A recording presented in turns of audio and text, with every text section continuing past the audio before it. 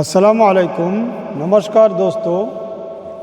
হিন্দু মুছলমানৰ একতাই কি কৰিব পাৰে তাৰে এটি সৰু ঘটনা আপোনালোকক শুনাবলৈ লৈছোঁ। 1927 চনৰ কথা। এখন ট্ৰেইন মাল ভৰ্তি, ইংৰাজৰ মাল ভৰ্তি সাহাৰণপুৰৰ পৰা লক্ষ্ণৌলৈ গৈ আছিলে। সেই সময়ত ইংৰাজৰ ৰাজত্ব আছিলে।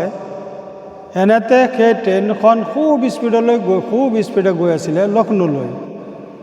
তো লক্ষ্ণৌ পোৱাৰ 15 কিলোমিটাৰ আগত কাকুৰি নামে এখন ঠাই।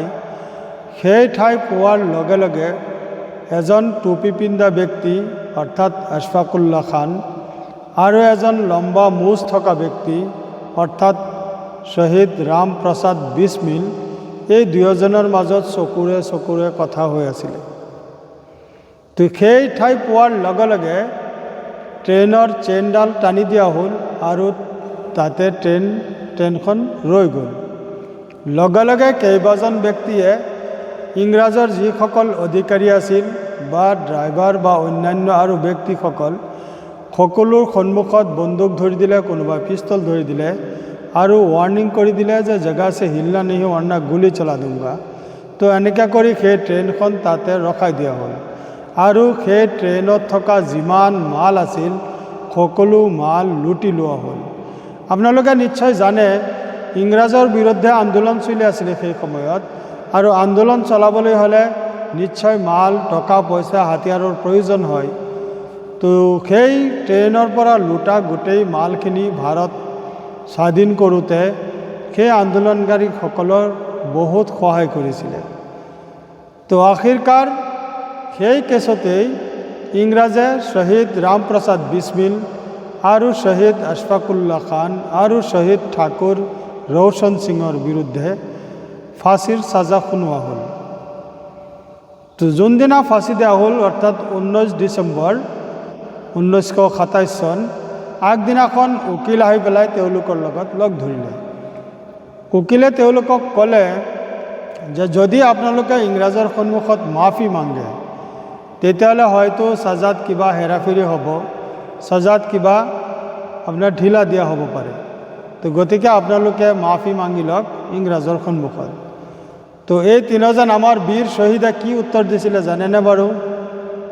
তেওঁলোকে উত্তৰ দিলে যে অহাকালি যেতিয়া আমাৰ ফাঁচি দিয়া হ'ব তেতিয়া আপুনি আহি পেলাই সেই সন্মুখত ৰৈ পেলাই আমাৰ সেই মঞ্জৰ আপুনি চাব।